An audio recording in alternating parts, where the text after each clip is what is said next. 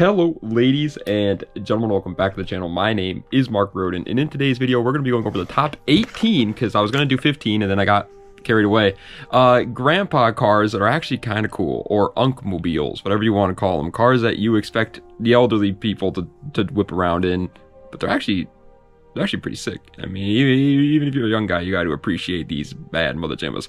Media of the day is Call of Duty Black Ops 3. This is my favorite Call of Duty of all time. Yep, I said it. The campaign sucks, plain and simple. Multiplayer, addicting as hell. Zombies, best in the series by far.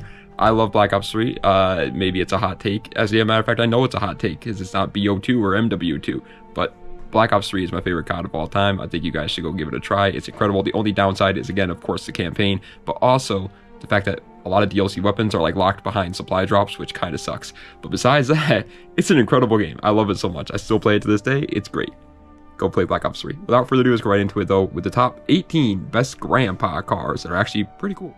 And coming in at the number 18 spot is going to be going to the Pontiac Trans Am. My father has two Pontiac Trans Ams. They're both 4th gens, but nonetheless, they're all really cool. I feel like Camaros are kind of like understood as like a cool car, but then the Trans Ams are always looked at as something completely different, and they're like old people cars, which makes no sense considering they're the exact same thing. It blows me away. The Trans Am is an absolutely beautiful, extremely cool American muscle car. I wish they were still making Pontiacs so that we could still get Trans Am versions of Camaros, because they are insanely awesome, and I'm sick and tired of acting like they're not. Coming in at the number 17 spot, however, is a big body, a big boy, the Buick Riviera. Yeah, obviously a lot of the Gramps, a lot of the Unks, they like to drive the big bodies because they're comfortable, and that's what the Buick Riviera is. It's comfortable. It's got a lot of space, but it's also cool. On top of that, it's not just comfortable, and on top of all that, we like, car guys like the comfort in their cars. We act like we don't, but we do. We like comfort in our cars, and the Buick Riviera scratches all the boxes. You get the comfort of a big body, classic 80s, 90s, 70s, 60s, whatever, American muscle car, while also having performance of an American muscle car. It checks all the boxes, scratches all the itches. It's a great car. Sick and tired of acting like it's not. I don't even think they make these anymore, which is a crime against humanity. They should bring these back. Coming in at 16th place, however, is going to be going to the Jeep Cherokees and the Jeep Wranglers. Both of them, because I couldn't decide on just one. But yeah, both of these, dude. I mean, even the new ones. Like, I feel like a lot of people nowadays, they appreciate the 90s and the early 2000s Wranglers and Cherokees, the XJs and the TJs. They appreciate those cars at least a little bit, but even then they are still kind of underrated. But even the modern ones, they get a lot of hate. They get a lot of slack for not being like, they're like shells of their former selves, is what a lot of people say they are, which is, I guess, fair enough and true. But what did you expect them to be? Just 90s cars in 2026? It makes no sense. They obviously have to change with the times, and the Cherokee and the Wrangler did change with the times, but they still do what Cherokees and Wranglers back in the 90s and stuff set out to do. It has be good off-road cars. They're incredibly cool, and it's unfortunate. I guess I feel like the Cherokees are more so white girl cars nowadays, though.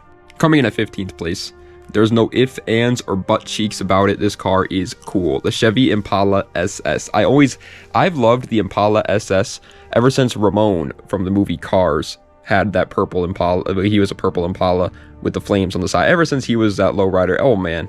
Oh man, every generation of them are cool, except for, well, okay, I say that and I immediately have to take that back, because after like the 90s, they stopped being cool. Like the new Impalas haven't really been cool for quite some time now, but the ones 90s and before, every generation of them were cool. I think there was like 7 generations of Impala that were really cool, and like the police ones, the police Impalas, those are freaking sick. And yeah, on paper they're just big Chevy sedans or something special about them, but it's like the Buick Riviera, but in my opinion even better. Coming in at 14th place, you have got to see these cars in real life to truly appreciate them. The Chevy Bel Airs, the 55 Chevys, the 56 Chevys, whatever they're called. Dude, I went to a drag race one time, and first of all, that's another thing you guys got to do. Listen, you guys know I'm not a straight line performance kind of guy. I never really cared for muscle cars.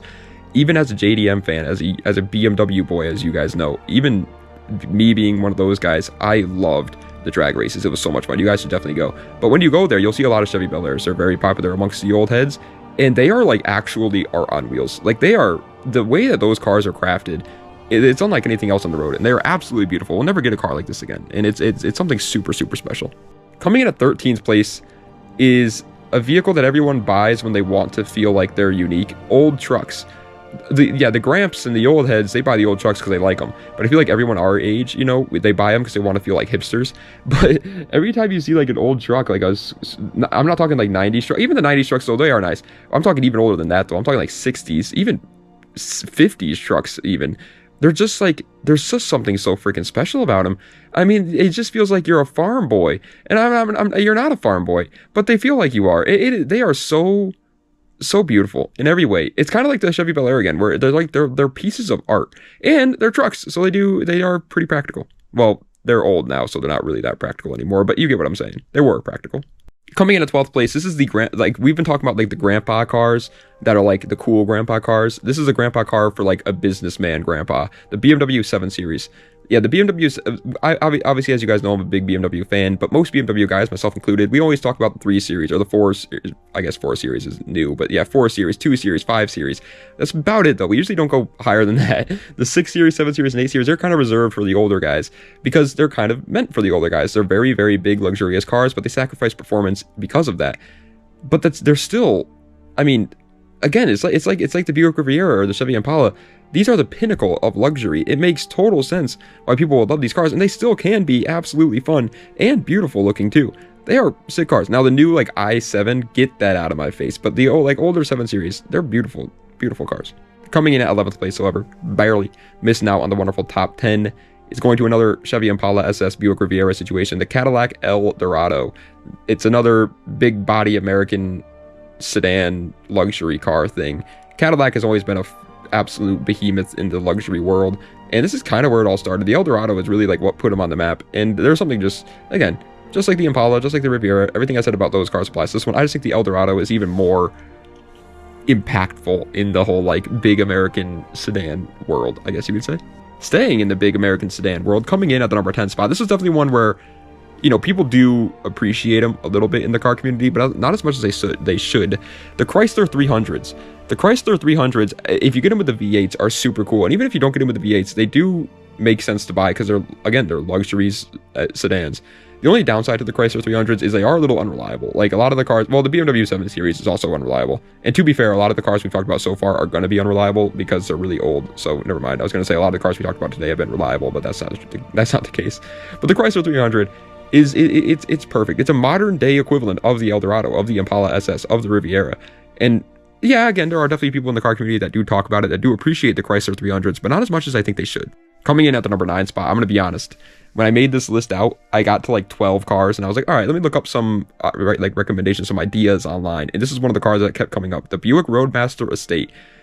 I never knew this was what it was called, but I've seen them hundreds of times before. Like, I've seen these cars all the time, and I've always loved them because there's just something about them. Every car guy does kind of love them, even though we shouldn't. They're not that cool. They really aren't. They look boring as hell. They look like actual grandma cars, not even grandma cars. But there's just something so special about these. They are just so iconic, so unique to anything else on the road, and they just scratch all the itches, and it fit all the boxes. I love it. 8th place. Yeah, this is a grandpa car, man. This is a grandpa and grandma car, dude. I know it's hard to believe that, but the Subaru Forester SF and SG is the first 2 generations of the Subaru Forester. Now, we as car guys, especially on my channel, I talk about these cars a lot, and I mentioned how cool I think the Forester is a lot, and most of you guys agree with me on that. And so I feel like we kind of forgot about the fact that these are, at the end of the day, grandpa cars. Like, bone stock, you're driving around an SF Forester, a Subaru SG Forester, you're not impressing anyone. You know, like, people are not going to be like, wow, that guy's got a cool car, because they're not. But to us, they are, because they're freaking perfect. They're a crossover SUV that's actually fun and actually cool, which is extremely rare to find. Coming in at the number 7 spot, though, I mean, it's got to be the best. It really does. The Lincoln Continental.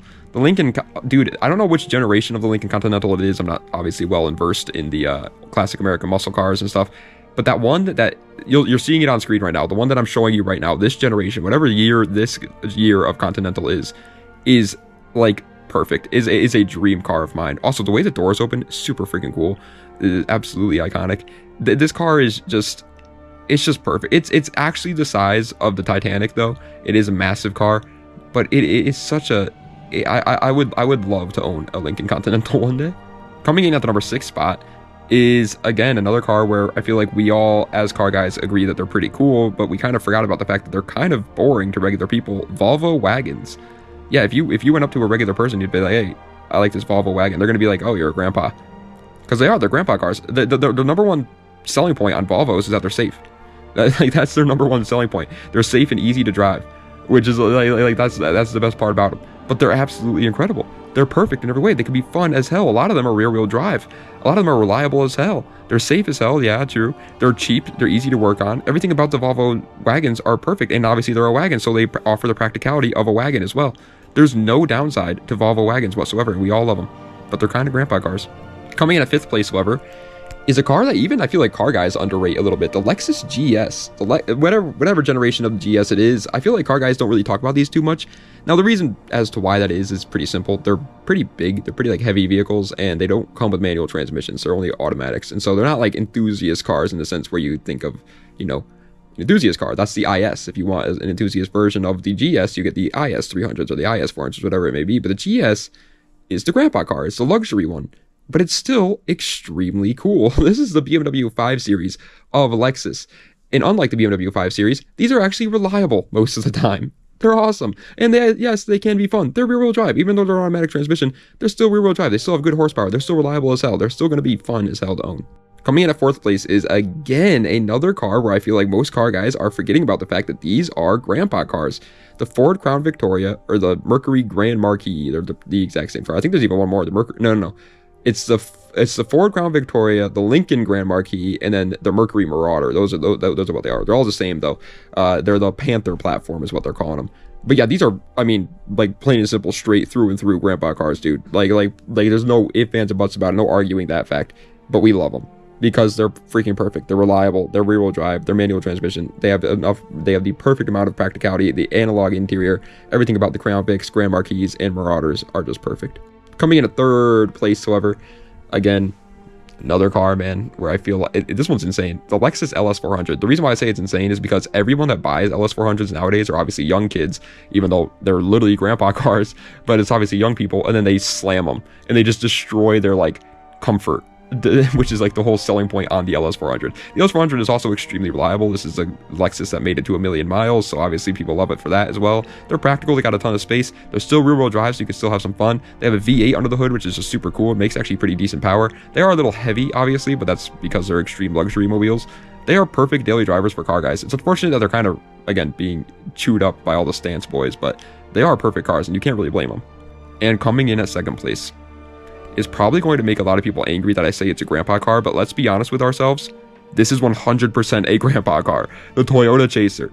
Now, okay, you might not think of it as a grandpa car because you're probably an American, and as an American, we don't see any Chasers, so if you see a Chaser in the States, you know it's imported, which means that you know the person that imported it is very fond of them, which means that they're a car guy, okay? It means that they're a car guy and they're using the Chaser to modify it and build it up and make it look cool, right? But in Japan, where these cars come from, at the end of the day, if you really think about it, Toyota Chasers, Toyota Mark IIs, Toyota Crestas, is that what they're called? I don't remember the other names of them, but they call them all kinds of names. The JZX X100, whatever it may be, platform is a grandpa platform. It's literally just a four-door, boring-ass Toyota sedan. Now, under the hood, and the fact that they're rear-wheel drive, and the fact that they come with a manual transmission, yeah, that's just a weird coincidence. But the rest of the car is very, very grandpa, and it's obviously extremely cool. But I mean, it's a list about grandpa cars, man. What did you expect? First place, easily the coolest grandpa car, unk car, whatever you want to call it out there, is of course the Chevy Corvette. Yeah, I mean, it's just iconic at this point. The New Balances with the knee-high white socks on. This is in there with their cargo shorts, and they have a lawn chair for some reason sitting in front of their car at a Cars and Coffee with the hood popped up, and in the hood is this weird plaque that says that it's like one of 2 million or whatever, and they think that's special for some reason. It doesn't matter. The Chevy Corvette is still obviously extremely cool. They have good taste, man. What can I say? No matter what generation of Corvette it is, it's cool. The C1, obviously pretty cool. The facelift C1 is cooler, but even the pre-facelift C1 is cool. C2, split window, iconic. C3, beautiful, just not that fast. C4, in my opinion, definitely the weakest, but a lot of people will argue with me on that. C5, my favorite generation of Corvette ever. It's one of my favorite cars of all time. Absolutely beautiful in every single way. C6, super cool, extremely popular right now, especially on like TikTok and stuff. C7 is my personal second favorite. I think they nailed it with the looks of the C7. It looks absolutely incredible. And then the C8 is a little bit disappointing for some people, myself included, but it is, at the end of the day, it is an iconic, extremely impactful sports car. The Corvette is insane. It's legendary, and everyone loves it. And just because they're uncle cars or grandpa cars doesn't mean you don't have to. They're beautiful cars, and we all love them, man. But ladies and gentlemen, that is the end of today's video on the top 18 grandpa cars or uncle cars or whatever you want to call it that are actually pretty cool. I hope you guys enjoyed. If you did, please be sure to like, comment, and subscribe to the channel for more content just like this. Let me know what videos you'd like to see in the comment section down below. Check the links in the description for any of my other social medias or any of my other YouTube channels or any of that great mumbo jumbo. And that is the end of today's video, guys. Next video, I think it's going to be a good, bad, and ugly. Yeah, I'm pretty sure it is. And what is it going to be on? The good, bad, and ugly on the 6th generation Accord. That's what it's going to be on the Honda Accord 6th generation. That's what tomorrow's video is going to be. But then the video after that, I think, is going to be a 5 reasons why you should and 5 reasons why you should not. And then we're going to be doing a top 25 cheap cars video. And that cheap cars video is going to be the top 25 cheap reliable cars. Let me know what other ideas you have for that series, though. A lot of you guys have been leaving some ideas in the comments. Good on you, man. I appreciate it, guys. We did the SUVs one yesterday, and yeah, a lot of you guys had better ideas for the SUVs list than I did. Let's just leave it at that. I'm not the biggest SUV fan, as you guys know. So a lot of you guys had some better picks for the SUVs list. But either way, thank you guys so much for watching today's video. I hope you guys enjoyed. Das Vidania. And also, if you own one of these cars, man, I'm not calling you a grandpa. And even if I am calling you a grandpa, there ain't nothing wrong with that, man. I love my grandpa. Loved, rest in peace. But he was a great guy. He was one of my favorite people of all time. So, like, there's nothing wrong with being a grandpa. You guys are extremely intelligent, extremely wise. And obviously, you guys are wise. You pick good cars. You know what I mean? So, I'm not insulting anybody. It's just a fun video. But anyways, thank you guys so much for watching. I appreciate it. Das Vidania, and have a nice night.